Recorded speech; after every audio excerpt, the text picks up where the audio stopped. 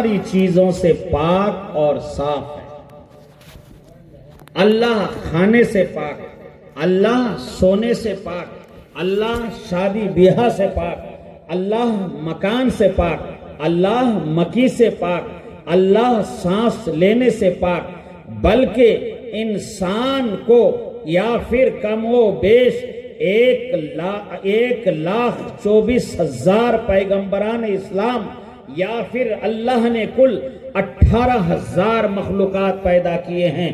ان 18,000 مخلوقات کو دن اور رات میں جتنی چیزوں کی ضرورت پڑتی ہے، اللہ تبارک و تعالی ان ساری چیزوں سے پاک اور صاف ہے۔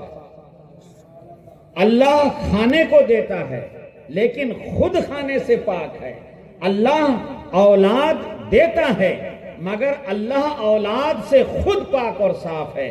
اللہ شادیاں کروانے کا موقع دیتا ہے، خود کو بھی اور اپنی اولاد کی بھی، مگر اللہ شادی بیاہوں سے پاک اور صاف ہے۔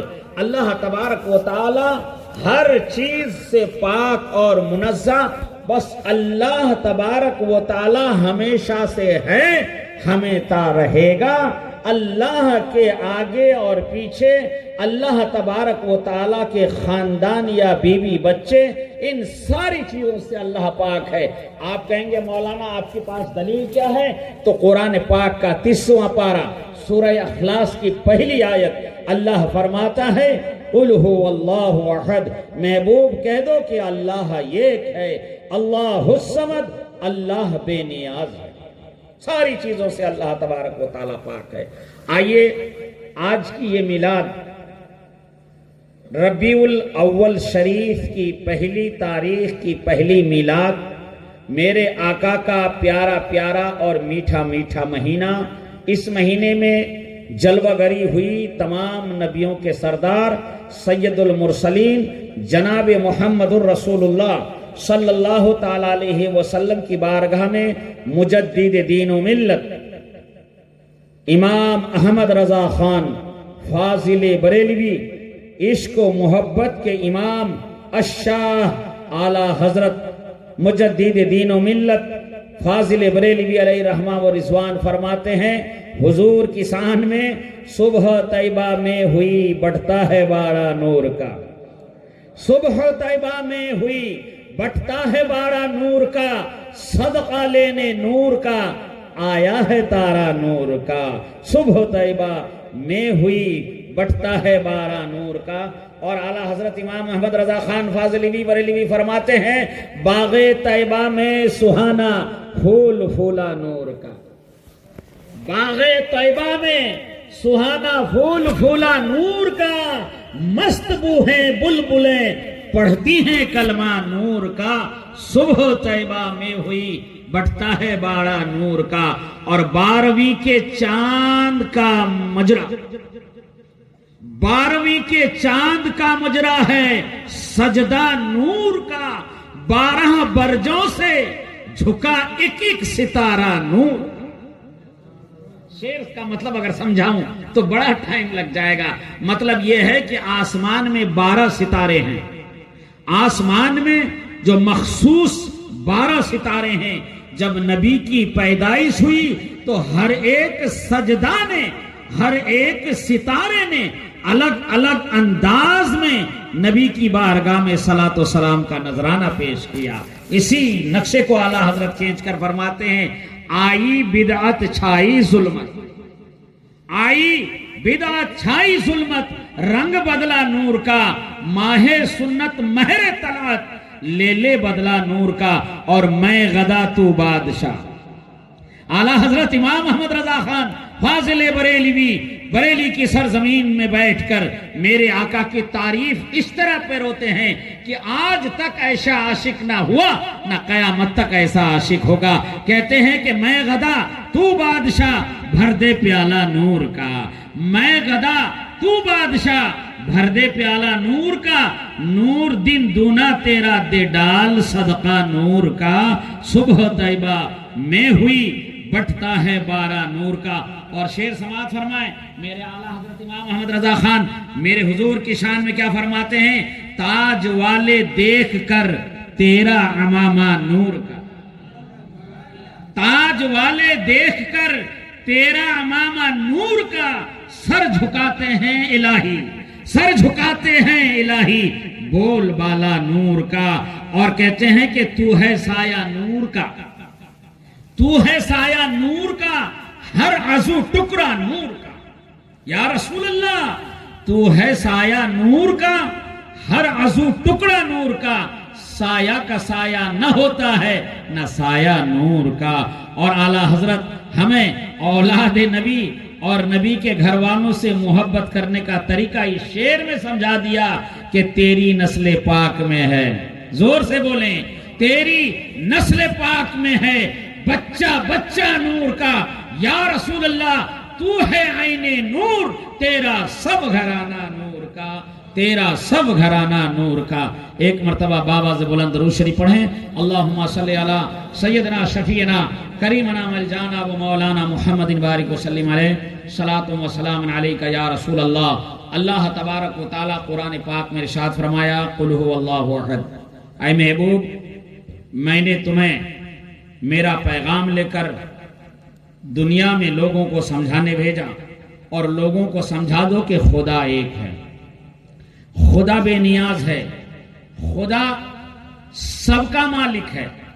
ہمارا ایمان، ہمارا عقیدہ اور ہمارے اسلاف، ہمارے علماء، ہمارے مفتیان کرام، ہمارے محدثین، ہمارے مجددین، ہمارے پیغمبران اسلام نے ہمیں یہ سبق دیا، یہ چاند، یہ سورج، یہ ستارے، یہ آسمان، یہ زمین، یہ ندی، یہ نالے، یہ چشمے، یہ ہوا، یہ پیر، یہ پیغمبر، یہ نور، یہ ساری مخلوقات کا کوئی نہ کوئی چلانے والا ہے، کوئی نہ کوئی اس کا پالنہار ہے۔ بغیر چلائے یہ دنیا چلتی ہی نہیں ہے۔ اور یہ بھی یاد رکھیں، میں یہ بھی سمجھاؤں گا کہ چلانے والا صرف ایک ہے۔ اگر دو چلانے والا ہو، ہمارا عقیدہ نہیں ہے دو چلانے والا، ہمارا ایمان اور ہمارا عقیدہ ہے خدا ایک ہی ہے، اور ایک خدا کائنات کے ہر سسٹم کو چلا رہا ہے۔ اگر دو ڈرائیور ہو تو ایک اسپیڈ چلائے گا، ایک کم چلائے گا، ایک سیدھا چلائے گا، ایک ٹیڑھا میڑھا چلائے گا، تو کبھی سورج تیز چلے اور کبھی آہستہ چلے، کبھی ٹیڑھا میڑھا چلے، کبھی آگے چلے، کبھی پیچھے چلے، لیکن ایک ہی چلانے والا ہے، جس رفتار سے چلا رہا ہے اس رفتار سے چل رہا ہے۔ آئیے اب میں آپ کو حضرت امام اعظم ابو حنیفہ علیہ الرحمہ والرضوان کی بارگاہ میں لے کے چلتا ہوں۔ حضرت امام اعظم کا ایک دہریہ سے مناظرہ ہوا۔ مناظرہ یہ تھا، اس کا مضمون یہ تھا کہ یہ سورج، چاند، ستارہ، آسمان، زمین، اس کا چلانے والا کوئی نہیں، یہ خود بخود ہے، یہ دہریہ کا کہنا۔ اور ہمارے امام اعظم ابو حنیفہ، جس کی ہم تقلید کرتے ہیں، جو ہمارا امام ہے، ان کا کہنا ہے کہ ہر ایک کا چلانے والا خدا ہے، خدا کے بغیر کوئی چیز نہیں چلتی۔ دہریہ نے کہا صاحب یہ آپ کو ثابت کرنا پڑے گا، تو حضرت امام اعظم ابو حنیفہ نے کہا کہ ٹھیک ہے مناظرہ رکھ دیا جائے۔ تو مناظرہ رکھ دیا گیا اور پورے علاقے میں اعلان کروا دیا گیا کہ خدا ہے یا نہیں،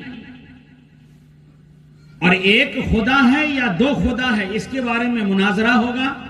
لہذا تاریخ طے کر دی گئی، تاریخ مقرر ہو گیا، اور پورے علاقے میں جہاں جہاں تک خبر پہنچا سکے خبر پہنچا دیا کہ فلاں تاریخ کو یہاں آنا ہے، سارے لوگوں کو یہاں ایمان اور عقیدے کا فیصلہ ہونے والا ہے، ایمان اور عقیدے کا فیصلہ ہونے والا ہے۔ لہذا وقت مقررہ کا دن آ گیا، دوست بھی آ گئے، دشمن بھی آ گئے، اپنے بھی آ گئے، پرائے بھی آ گئے، بوڑھے آ گئے، بچے آ گئے، جوان آ گئے، ہندو آ گئے، مسلم آ گئے، کافر آ گئے، مشرک آ گئے، یہودی آ گئے، نصارہ آ گئے، لاکھوں کا ٹھٹھا مار مجمع جمع ہو گیا۔ لاکھوں کا مجمع آیا. اب وہ دہریہ پہلے سے اسٹیج میں بیٹھا, امام اعظم ابو حنیفہ رحمۃ اللہ علیہ کا انتظار کر رہے ہیں کہ آج آئے, آج تو مزہ آئے گا, لاکھوں کی بھیڑ میں آج امام اعظم کا امتحان ہو جائے گا. لیکن اللہ والے کو کون چکھے, اللہ والوں کو کون ہرا سکتا ہے. امام اعظم ابو حنیفہ نے ٹائم مقرر کر دیا کہ ٹھیک ہے, فکس 10 بجے مجھے اسٹیج پہ آنا ہے. اب یہاں لاکھوں کا ٹھٹھا مار مجمع ہے, لوگ انتظار کر رہے ہیں, مڑ مڑ کے دیکھ رہے ہیں کہ کہاں آ رہے ہیں, کہاں آ رہے ہیں. اب امام اعظم ابو حنیفہ کا وقت مقررہ 10 بجے کا ٹائم نکل چکا. اب امام یہاں پر تشریف نہیں لائے. 10 منٹ ہو گیا, 15 منٹ ہو گیا, آدھا گھنٹہ ہو گیا, 1 گھنٹہ ہو گیا, امام اعظم نہیں آ رہے. اب 1 گھنٹہ انتظار کے بعد دہریہ کھڑا ہوا اور لاکھوں کے مجمع میں اعلان کر دیا کہ اسلام نعوذ باللہ من ذالک جھوٹا دین ہے, اور اس کا ماننے والا امام اعظم ابو حنیفہ مناظرہ ہار گئے. 10 بجے کا ٹائم دیا تھا, 1 گھنٹہ ہو گیا لیٹ, ابھی تک ان کا کوئی پتہ نہیں. لہذا دہریہ نے کہا ہمارا دین سچا ہے اور امام اعظم ابو حنیفہ کا دین جھوٹا ہے, نعوذ باللہ من ذالک. وہ اسی ڈر سے یہاں نہیں آئے. ابھی بات چل رہی تھی, جب دہریہ نے اعلان کیا تو پورے مجمع میں کھلبلی مچ گئی, کیونکہ امام اعظم کے ماننے والے کافر اور مشرک بھی تھے, اپنے تو اپنے غیر بھی ان کی عزت کرتے تھے. ابھی دیکھتے ہی دیکھتے کسی نے آواز لگائی کہ ایک آن بان شان اور بہترین عالی رتبہ والا شخص آ رہا ہے. حضرت امام اعظم ابو حنیفہ بادشاہانہ شان میں, اسلامی لباس میں, بڑے طرز و تکلم کے ساتھ, اپنے مریدوں کے ساتھ بڑی شان سے جھومتے ہوئے تشریف لا رہے ہیں. دیکھا لوگ کہ وقت کا امام تشریف لا رہے ہیں, مجمع میں نعرہ تکبیر اللہ اکبر کی صدائیں گونجنے لگی. حضرت امام اعظم ابو حنیفہ تشریف لائے, اسٹیج میں آ کر آپ تشریف فرما ہوئے, کہا پہلے پانی پلایا جائے. حضرت امام اعظم ابو حنیفہ رحمت اللہ علیہ کو پانی پلایا گیا. اس کے بعد دہریہ نے کہا جناب آپ کے دین میں تو وعدہ خلافی نہیں ہوتا, تمہارے نبی نے یہ سبق سمجھایا کہ جو وقت مقررہ کرو اس وقت مقررہ پر وہاں پہنچ جاؤ. آپ نے 2 منٹ 4 منٹ 5 منٹ یا 10 منٹ لیٹ ہوتے تو کوئی بات ہوتی, یہاں تو گھنٹوں لیٹ ہو گئے. آپ مناظرہ ہار گئے. حضرت امام اعظم ابو حنیفہ مسکرا پڑے. میرے امام کا مسکرانا تھا, مجمع میں امام کی نعرے کی صدائیں گونجنے لگی, اور امام اعظم ابو حنیفہ نے کہا کہ اے دہریہ اب آؤ اسلام کے ماننے والے سے مناظرہ کرو. ہم لیٹ کیوں آئے؟ یہی تو مناظرہ جیتنے کی دلیل ہے. ہم نے کسی کاہلی اور سستی کی وجہ سے لیٹ نہیں آیا, ہم نے جان بوجھ کر اپنے وقت سے لیٹ آیا. حضرت امام اعظم ابو حنیفہ نے کہا دیکھو میں یہیں آ رہا تھا, لیکن راستے میں ایک جنگل مل گیا. اب وہ جنگل ملا تو میں جنگل کے اندر چلا گیا. میں نے دیکھا کہ وہاں ایک بہت بڑا موٹا پیڑ ہے, بہت بڑا موٹا پیڑ. اب میں بڑے غور سے دیکھا, میں نے کہا اللہ کی قدرت دیکھو, اللہ نے کس شان سے اس پیڑ کو بنایا. ابھی میں دیکھ ہی رہا تھا کہ وہ پیڑ خود بخود کٹ گیا, کوئی کاٹنے والا نہیں, پیڑ کٹ کے گر گیا. پاس میں ندی تھی. اب میں نے دیکھا کہ وہ بڑے بڑے تنے پیڑ کے خود تختیاں بننے لگی. اب دہریہ کہہ رہا ہے کہ امام اتنا جھوٹ, کاٹنے والا نہیں اور پیڑ کٹ گیا, تختیاں بنانے والا نہیں اور تختیاں بن گئی. پھر امام اعظم نے کہا کہ اے دہریہ میرے لیٹ ہونے کی وجہ اور ہے, یہ واقعہ اتنا متعجب اور حیرت میں ڈال دینے والا ہے کہ میں اس لیے لیٹ ہو گیا. میں نے دیکھا کہ وہ تختیاں آپس میں جڑ کے کشتی تیار ہو گئی. بنانے والا کوئی نہیں, کشتی تیار ہو گئی. میرا جستجو اور بڑھ گیا اور میں مناظرہ کا وقت بھول گیا. مناظرہ کا وقت بھول گیا. میں نے دیکھا کہ وہ کشتی خود بخود ندی میں چلی گئی. ابھی میں اور تعجب میں ہوا کہ یا اللہ یہ کیا ہو رہا ہے, نہ کاٹنے والا نہ کشتی بنانے والا. نہ کشتی کو ندی میں ڈالنے والا. کشتی ڈال گئی ندی میں. اب میں نے دیکھا کہ کشتی ندی میں خود بخود چلنے لگی. اب میں حیران کہ چلانے والا نہیں, کشتی چل رہی ہے. امام اعظم نے اس دہریہ سے کہا میرا حیرت کا ٹھکانہ نہ رہا. میں اور دھیان لگایا اور تیرے مناظرے کا فکس والا ٹائم بھول گیا. میں نے دیکھا کشتی اس پار کے مسافر کو اس پار لے جا رہے ہیں اور اس پار کے مسافر کو اس پار لا رہے ہیں, لیکن کشتی چلانے والا نہیں. دہریہ نے کہا امام وقت اتنا بڑا جھوٹ, کشتی چلانے والا نہیں اور چل جائے. امام اعظم نے کہا میں تو یہی کہلوانا چاہ رہا تھا تجھ سے, میں تو یہی کہلوانا چاہ رہا تھا. حضرت امام اعظم ابو حنیفہ نے کہا کہ یہیں تک محدود نہیں, میں نے دیکھا مسافروں سے پیسے بھی کشتی وصول کر رہی ہے. حضرت امام اعظم نے کہا کہ میں نے یہ واقعہ دیکھا اور اسی کو دیکھتے دیکھتے میں تیرا مقررہ وقت بھول گیا. اب تو میں آ گیا, چلو اب مناظرہ کر لو. دہریہ نے کہا مناظرہ بعد میں, پہلے آپ نے اتنی جھوٹ کیوں بولا؟ نعوذ باللہ من ذالک. دہریہ نے کہا کہ مناظرہ بعد میں کریں گے, پہلے آپ یہ بتاؤ کہ آپ نے اتنے سارے جھوٹ کیوں بولا؟ امام اعظم نے کہا میں نے جھوٹ کب بولا؟ میں نے تو کچھ بھی نہیں بولا, جو میں نے دیکھا وہ بیان کیا. دہریہ نے کہا صاحب پیڑ اتنا بڑا موٹا اور اس کو کاٹنے والا نہیں, کیسے کٹ جائے گا خود؟ تو امام اعظم نے کہا سورج اتنا بڑا جب چلانے والا نہیں ہو تو چلتا کیسے ہے؟ جب سورج کا چلانے والا نہیں, بغیر چلانے والے کے سورج چلتا ہے تمہارے یہاں, تو پھر بغیر کاٹنے والے کے پیڑ کیوں نہیں کٹ سکتا ہے؟ اگر تم مانتے ہو کہ پیڑ کٹنے کے لیے کاٹنے والا موجود ہونا چاہیے تو پھر سورج کو چلانے کے لیے سورج کا چلانے والا ہونا چاہیے. نعرہ تکبیر کی آواز گونج اٹھی. حضرت امام اعظم کا یہ کارنامہ کام آ گیا.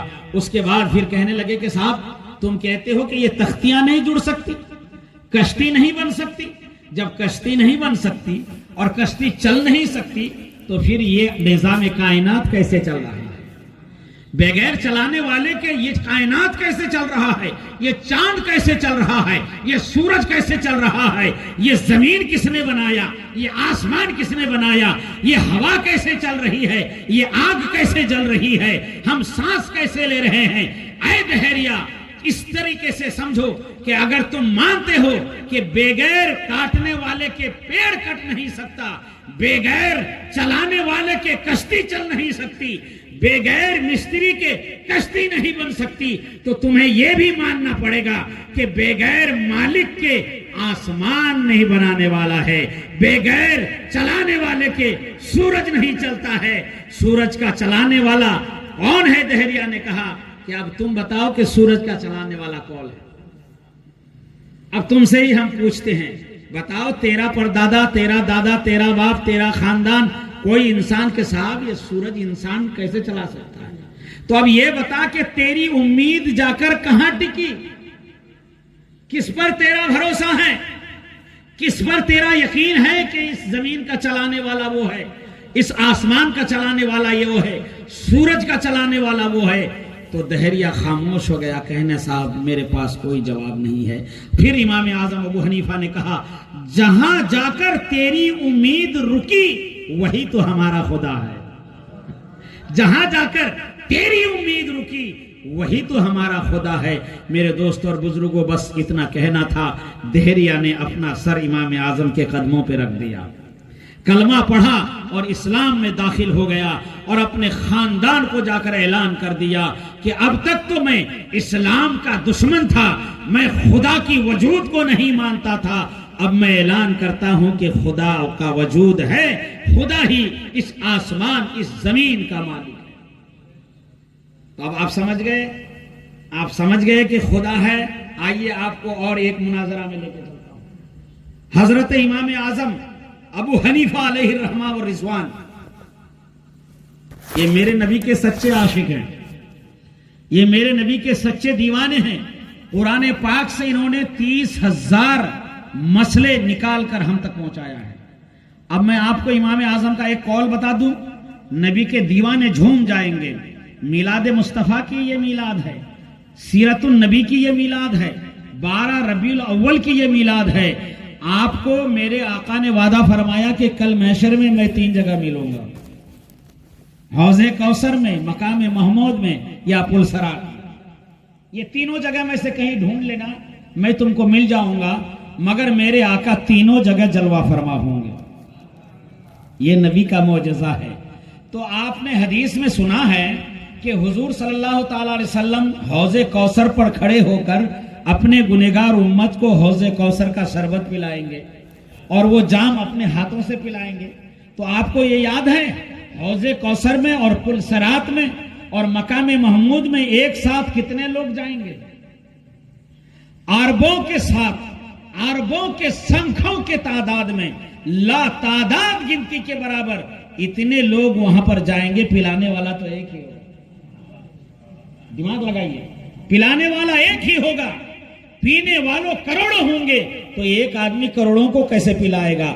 حضرت امام اعظم ابو حنیفہ علیہ الرحمہ والرضوان نے فرمایا کہ اے میرے نبی کے دیوانوں، اے میرے نبی کے چاہنے والوں، کل حوض کوثر پر اللہ تبارک و تعالی اتنے گلاس رکھے گا جتنے آسمان میں تارے ہیں.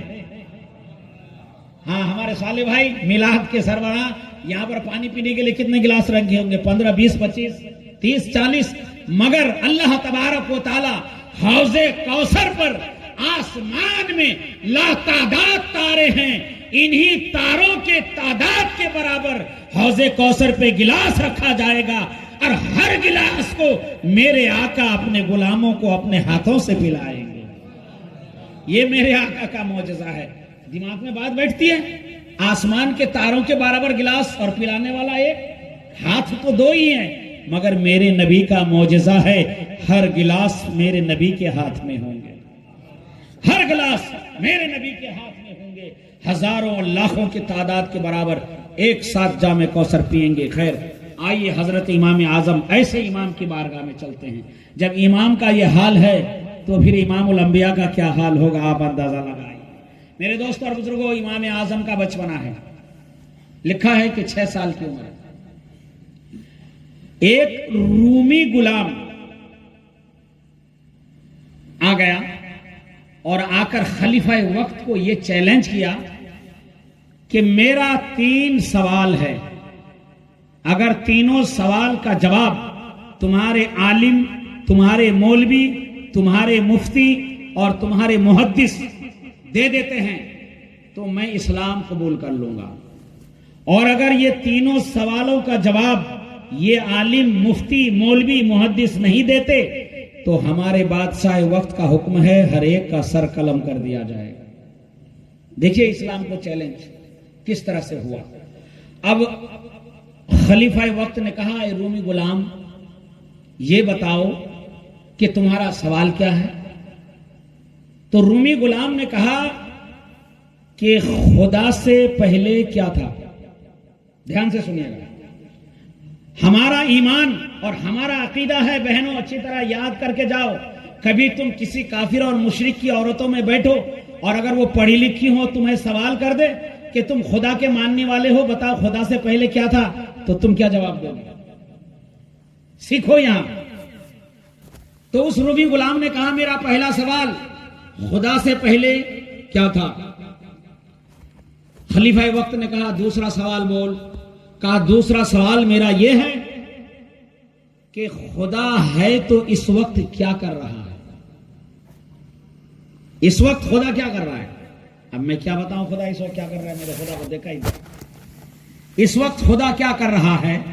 اب رومی غلام نے کہا کہ میرا تیسرا سوال یہ ہے کہ خدا اگر ہے تو اس وقت کدھر دیکھ رہا ہے. بڑی کٹھن سوال. خدا سے پہلے کیا تھا، خدا اس وقت کیا کر رہا ہے، اور خدا کا رخ کدھر ہے، کدھر دیکھتا ہے خدا. یہ میرا 3 سوال. اگر تینوں سوال کے جواب اسلام کے ماننے والوں کے مولوی، محدث اور مکبر نہ دے سکے تو ان کے سر قلم کر دیے جائیں گے، اور اگر انہوں نے جواب دے دیا تو ہمارا آقا کلمہ پڑھ کر دائرہ اسلام میں داخل ہو جائے گا. خلیفہ وقت نے اعلان کر دیا، پورے علاقے میں اعلان کر دیا کہ اسلام کو چیلنج کیا گیا ہے. تمام مولوی، تمام خطیب، تمام وقت کے امام، تمام محدث، تمام مفتیان کرام اپنی اپنی کتاب حدیث اور قرآن کو لے کر فلاں دن فلاں جگہ پر اکٹھا ہو جائیں اور ان رومی غلاموں کو جواب دینا ہے قرآن کے ذریعے. اور اگر ہم جواب نہ دے سکے تو ہمارے علماء کو قتل عام کر دیا جائے. اب حضرت امام اعظم 6 سال کی عمر ہے، 6 سال کی عمر. ان کے دادا بہت بڑے مفتی تھے، حضرت امام اعظم ابو حنیفہ کے. انہوں نے کہا اسلام کو چیلنج ہو گیا ہے، جانا پڑے گا.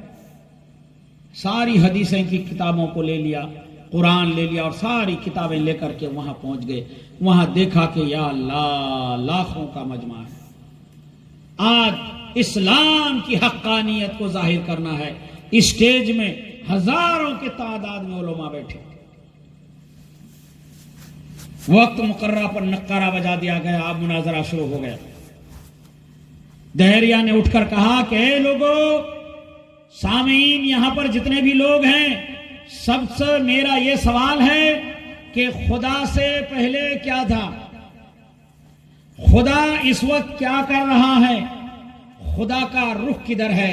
میرے 3 سوال کے جواب دے دو. اب تمام علماء، تمام محدث، تمام مکبر، تمام ائمہ مساجد کتابوں کو کھول کھول کر ساری کتابیں پڑھ ڈالی، لیکن تینوں سوال کا جواب کہیں نظر نہیں آ رہا. سب خاموش ہیں. اب اسلام کی حقانیت کا پردہ فاش ہونے والا. تمام مفتیان کرام کو پسینہ آ گیا کہ کہیں جواب نہ دے سکے تو آقا کو کیا منہ دکھائیں گے کل محشر کے میدان میں. خاموشی چھا گئی، سناٹا چھا گیا. اب وہ دادا جان کے ساتھ 6 سال کا بچہ بیٹھا تھا، وہ کھڑا ہو جائے، دادا پکڑ کے بیٹھا. ابے بیٹھ. انہوں نے کہا دادا جان، میں وقت کا امام بننے والا ہوں، مجھے لوگ امام اعظم کے نام سے جانیں گے. خدا نے مجھے تینوں سوال کا جواب عنایت فرما دیا ہے. تینوں سوالوں کا جواب عنایت فرما دیا ہے اور قرآن اور حدیث کے انداز میں اس رومی غلام کو ایسا جواب دوں گا کہ یہ ہمیشہ کے لیے خاموش ہو جائے گا. اب دادا جان سمجھ رہے تھے کہ یار یہاں بڑے بڑے مولانا بیٹھے ہیں، بڑے بڑے مفتی، یہ بچہ جواب دے گا، اگر جواب نہ دے پایا تو بے عزتی ہو جائے. اب بچہ کھڑا ہو جائے، دادا پکڑ کے بیٹھا دے. پھر بچہ کھڑا ہو جائے، دادا پکڑ کے بیٹھا دے. لیکن جب تمام علماء خاموش، کسی سے جواب نہیں بن پڑا، تو دادا نے کہا بیٹا واقعی میں تجھے جواب آتا ہے؟ کہ ہاں دادا جان، مجھے اس کا جواب آتا ہے. کہ چل جا. جب 6 سال کا بچہ جھومتا اور شان مصطفی دکھاتا ہوا اپنی آن بان کے ساتھ اسٹیج کی طرف بڑھا تو محفل سے اپنے تو اپنے غیر بھی نعرہ لگانے لگا. غیر بھی نعرہ لگانے لگا. اب پھر حضرت امام اعظم ابو حنیفہ کے دادا نے کہا کہ اے رومی غلام، تمہارا سوال اتنا آسان ہے کہ ہمارے مفتی کیا پریشان ہو. ارے اس سوال کا جواب تو ہمارے دین کے ماننے والے کا 6 سال کا بچہ دے دے گا. اسی لیے ہم نے بچوں کو بھیجا ہے، تمہارا سوال اتنا وزندار نہیں ہے. حضرت امام اعظم ابو حنیفہ 6 سال کی عمر ہے، سامنے آ گئے. آ کر کہنے لگے کہ اے رومی غلام، بتا تیرا پہلا سوال کیا ہے؟ کہا میرا پہلا سوال یہ ہے کہ خدا سے پہلے کیا تھا؟ تو امام اعظم ابو حنیفہ 6 سال کا زمانہ، انہوں نے کہا پہلے یہ بتا کہ تو استاد ہے کہ شاگرد؟ رومی غلام نے کہا صاحب میں سوال پوچھ رہا ہوں اور مجھے جواب چاہیے، تو میں تو شاگرد ہوا اور آپ جواب دینے آئے ہیں تو آپ استاد ہیں. تو جب میں استاد ہوں تو کرسی میں بیٹھ کے کیا کر رہا ہے؟ چل اٹھ کرسی سے، چل کرسی سے اٹھ، نیچے شاگرد کی جگہ آ اور استاد کو کرسی میں بیٹھنے دے، پھر جواب سن. حضرت امام اعظم ابو حنیفہ 6 سال کی عمر جب دہریہ کو ایسا للکارا تو دہریہ کا پسینہ نکل آیا کہ جب بچے کا یہ روب ہے تو ان کے مفتیوں کا کیا حال ہوگا. کہنے لگے چل نیچے چل، شاگرد کی جگہ پہ، مجھے کرسی میں بیٹھنے دے. حضرت امام اعظم تمام علماء کرام کی طرف مخاطب ہوا، کہا اے ہمارے دین کے مفتیان کرام، میرا بچپنا ہے، عمر میری چھوٹی، اس کرسی میں بیٹھنے کے لائق میں نہیں آپ کے سامنے، لیکن مجبور ہے کہ مجھے اس سوال کا جواب دینے کے لیے کرسی میں بیٹھنا ہی پڑے گا، اسی لیے میں نے بیٹھا ہے، معاف کیجیے گا۔ اب دہریہ کو بولا کھڑا ہو، دہریہ کھڑا ہو گیا، وہ رومی غلام۔ حضرت امام اعظم نے کہا بول تیرا پہلا سوال۔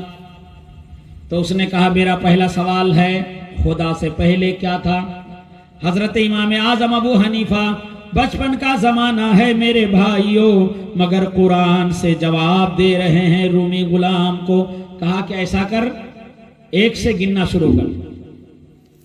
اب رومی غلام نے کہا 1 2 3 4 5 6 7 8 9 10۔ کہا بس۔ امام اعظم نے کہا بس رک جاؤ۔ رومی غلام رک گیا۔ اب امام اعظم نے کہا کہ اب واپس آ، واپس آ۔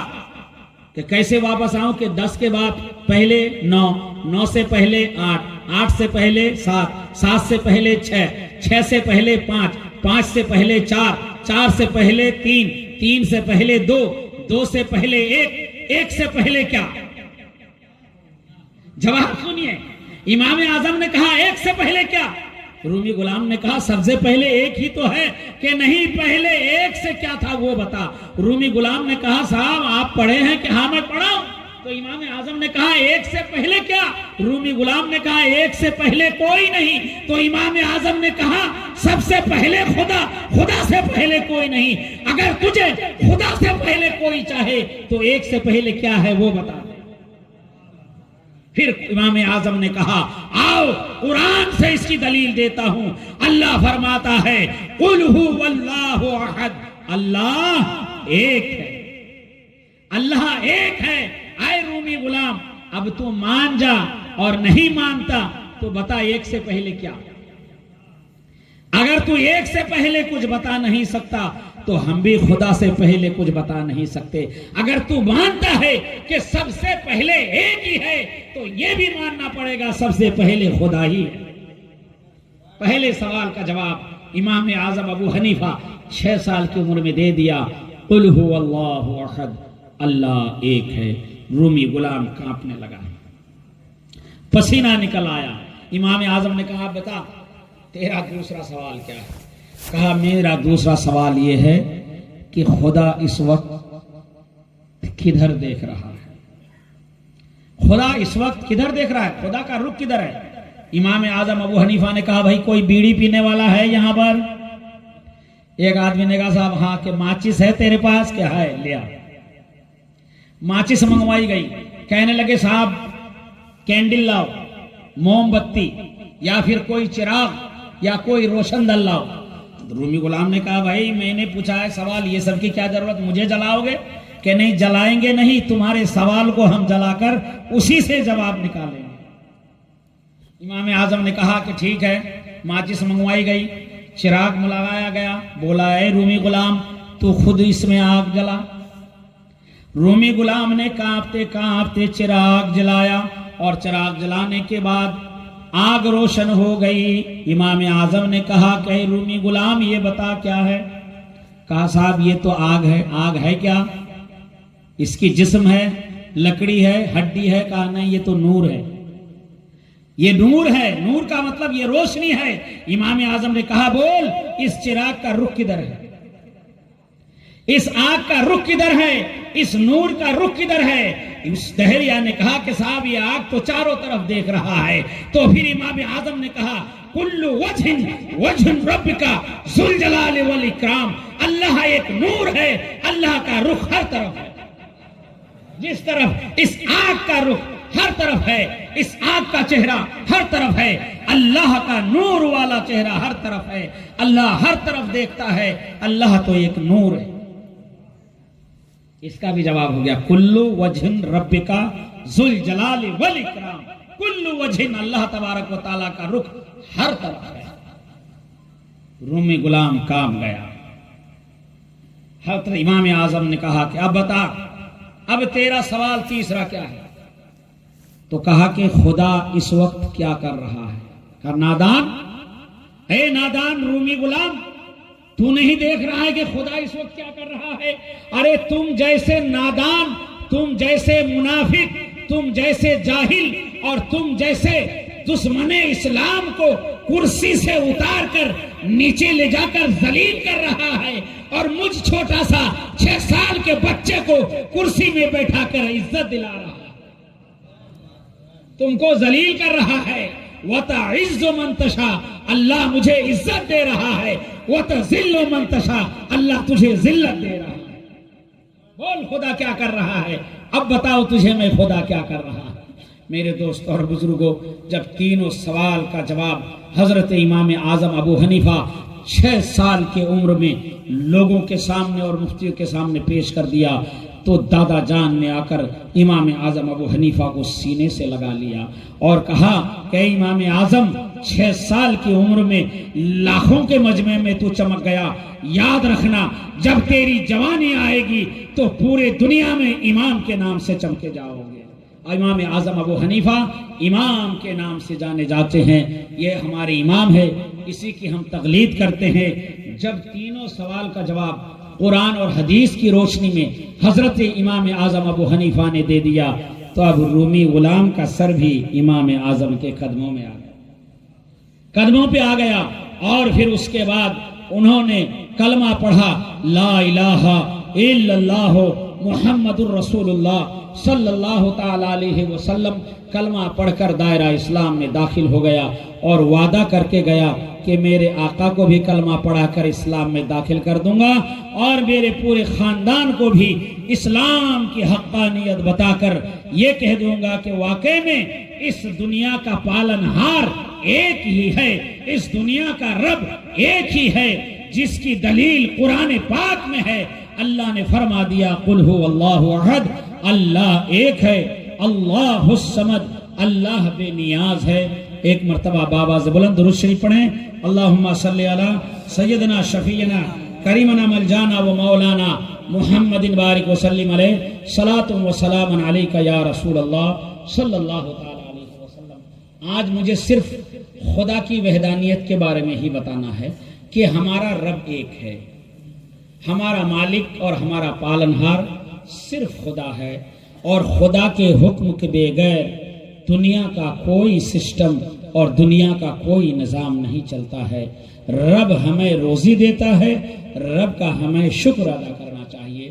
علامہ شیخ سعدی رحمت اللہ علیہ کا زمانہ ہے، ایک عالم دین کا محدث بچوں کو قرآن کی تعلیم دے رہا ہے، اور قرآن کی تعلیم دیتے دیتے قرآن پاک میں ایک ایسی آیت آ گئی جس کا مطلب یہ ہے کہ اللہ تبارک و تعالی حاضر و ناظر، اللہ تعالی ہر چیز کو دیکھ رہا ہے۔ اللہ کے حکم کے بغیر پیڑ کا پتا بھی نہیں ہلتا، مگر ادھر نہ جائیں کہ آگ جل رہی ہو اور آپ کود جائیں اور کہیں کہ میں اللہ کے حکم سے گر گیا، نہیں، یہ خودکشی ہے۔ یہ ہر برے کام کو آپ اپنے نفس کی طرف رجوع کریں۔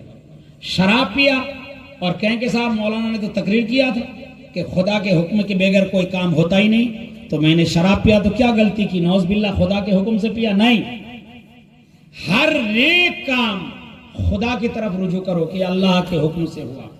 ہر برے کام، ہر حرام کام، ہر ناجائز کام اپنے نفس کی طرف رجوع کرو کہ یہ میں نے نفس کے خاطر نفس کا غلام بن کے کیا ہے۔ میرے دوستو، وقت کا محدث اور وقت کا مجاہد بچوں کو قرآن کی تعلیم دے رہے ہیں، اور اسی تعلیم کے درمیان قرآن کی آیت آ گئی، اللہ تبارک و تعالی حاضر و ناظر ہے، اللہ ہر شے کو دیکھتا ہے، اللہ کی قدرت کے سامنے ہر شے موجود ہے، لیکن دیکھتا اللہ انہی کو ہے جو اللہ کے شان کے لائق ہے۔ آپ کہو گے کہ صاحب یہ گندگی ہے، لوگ الٹے سیدھے سوال کر دیتے ہیں کہ یہ گندگی ہے، کیا یہ بھی اللہ کے اللہ اس پر بھی حاضر و ناظر ہے؟ قدرت نہیں، ہر وہ شے جو اللہ کے شان کے لائق ہو وہ اللہ کے سامنے حاضر و ناظر ہے۔ اللہ اس چیز پر قادر نہیں جو اللہ کے شان کے خلاف گندگی ہے، شراب ہے، زنا ہے، برائی ہے، حرام خواری ہے، حق تلفی ہے، ان ساری چیزوں سے اللہ پاک اور صاف ہے۔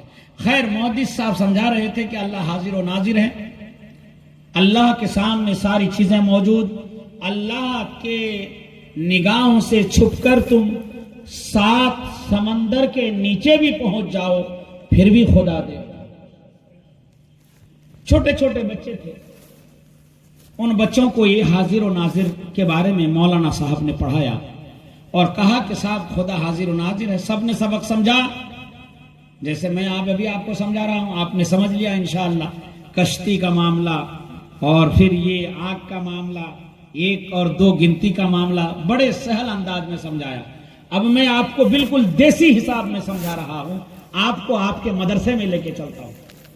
آپ کے گاؤں کے مدرسہ ہے، یہاں پر 5 یا 6 مولانا آپ کے گاؤں کے ہیں، آپ کے بچوں کو وہ سبق دے رہے ہیں، قرآن پڑھاتے ہوئے سمجھا رہے ہیں کہ بچوں اللہ ہر جگہ حاضر و ناظر ہے، اللہ کے بغیر کوئی بھی چیز چھپی نہیں، اللہ ہر چیز کو دیکھ رہا ہے۔ یہ سبق سمجھانے کے بعد بولا بیٹا کل سب ایک ککڑا لے آنا، مرغا لے کے آنا۔ تو مرغا کے کیندر آپ کے یہاں تو بہت ہے، ہمارے کیندر والے ادھر ہی بیٹھے ہیں، اللہ ان کے کیندروں میں نبی کے صدقے میں برکت عطا فرمائے۔ مجھے ایک آدمی نے کہا مولانا آپ ہر چیز کے بارے میں دعا کرتے ہو، ہے نا، مال جان ایمان دولت کاروبار دکان مکان گھر دوار کھیتی باڑی جان صحت، لیکن آپ نے کیندر والوں کو کبھی یاد نہیں کیا۔ تو آج یہ 12 ربیع الاول کی پہلی میلاد میں حاضر و ناظر خدا کے ہونے کے اس دلیل میں کیندر والوں کو بھی شامل کرتا ہوں۔ اللہ ان کی مرغوں میں خوب برکت عطا فرمائے۔ تو میرے دوستوں اور بزرگوں، اب مولانا صاحب نے کہا کل سب ایک ککڑا لے کے آنا بچوں سے۔ اب مولانا صاحب کیا کرو گے کہ لیتے تو آنا۔ سارے بچے کل سپارہ اور پیٹی لے کے آئے اور ایک ککڑا بھی لے آئے، بولا سب کو باندھ دو کمرے میں۔ سارے مرغوں کو باندھ دیا۔ جب چھٹی ہوئی تو مولانا صاحب نے سبق سنا کہ کل جو پڑھایا تھا، تو انہوں نے کہا ہاں مولانا ہم نے سبق یاد کر کے لایا، خدا ہر جگہ حاضر و ناظر، کہیں بھی چلے جاؤ، 7 سمندر نیچے چلے جاؤ، 7 آسمان اوپر چلے جاؤ، اپنے گھر کے ہر کونے میں گھس جاؤ، اپنے گھر کے صندوق کے اندر بیٹھ جاؤ، خدا وہاں بھی دیکھ رہا ہے۔ تو مولانا صاحب نے کہا یہ مرغا سب اپنے اپنے گھر لے جاؤ، وہاں جا کر ذبح کرنا جہاں تمہیں کوئی نہیں دیکھ رہا ہے۔ یہ مرغا لے جاؤ بیٹا، گھر لے جاؤ رکھ دو، اور اس کو باندھ دینا، جب شام ہو جائے لوگوں کا چلنا پھرنا بند ہو جائے، تمہارے گھر والے بھی سو جائیں، ایسے وقت میں ذبح کر کے لانا جب تمہیں کوئی نہ دیکھے۔ بچے خوش ہو گئے، کسی نے کہا میں تو کھیت میں لے جاؤں گا، کسی نے کہا تمہارا واڑی میں لے جانا چاہیے، ہے نا، کوئی نے کہا اور کہیں لے جائیں گے ذبح کر کے لائیں گے، کسی اپنے گھر کے کونے میں گھس گئے، کوئی کچن میں گھس گیا رات کو اور مرغا ذبح کر لیا۔ اور انہی بچوں میں ایک بچہ تھا جس نے مرغا ذبح نہیں کیا۔ کل صبح سارے بچے آئے، مرغا ذبح کر کے تھیلے میں لے آئے۔ مولانا صاحب نے کہا بچوں مرغا ذبح کر لایا؟ ہر ایک نے کہا ہاں حضور میں لایا۔ کہاں گیا تھا رے؟ میں تو مارا کیندر میں گیا تھا، یہاں کوئی نہ تھا، انہیں دیکھا کہ چاروں طرف کوئی نہیں، چھپ کے سے سناٹا چھایا ہوا تھا، یہاں مرغا ذبح کر ہی دیا۔ تو نے کہاں ذبح کیا؟ کہ میں تو میرے گھر میں فلاں جگہ ایک بچہ ککڑا سلامت لے کے آیا۔ امام صاحب نے کہا بے وقوف، سارے بچوں نے مرغا ذبح کر لایا، تو نے مرغا ذبح نہیں کی؟ کہا حضور کیسے مرغا ذبح کروں؟ کیوں؟ کہ جہاں جا رہا ہوں خدا دیکھ رہا ہے، جہاں جا رہا ہوں خدا دیکھ رہا ہے۔ میں نے گھر کے کونے میں گیا، دیکھا تو کوئی نہیں ہے، جب اوپر دیکھا تو سوچا خدا دیکھ رہا ہے۔ میں گھر کے کچن میں گیا، دیکھا کوئی نہیں ہے، مگر میں جب نظریں اوپر کی تو میں دیکھا میرا خدا دیکھ رہا ہے۔ میں مرغا لے کر واڑی میں چلا گیا، وہاں کھیت کے کونے میں چھپکے سے ذبح کرنے لگا۔ جب میں نے نظر اوپر اٹھائی تو دیکھا میرا خدا دیکھ رہا ہے۔ اے مولانا میں نے کونا کونا چپا چپا کھیت کھلیان ہر جگہ چھپا ڈالا، مگر کہیں چھپ نہ سکا۔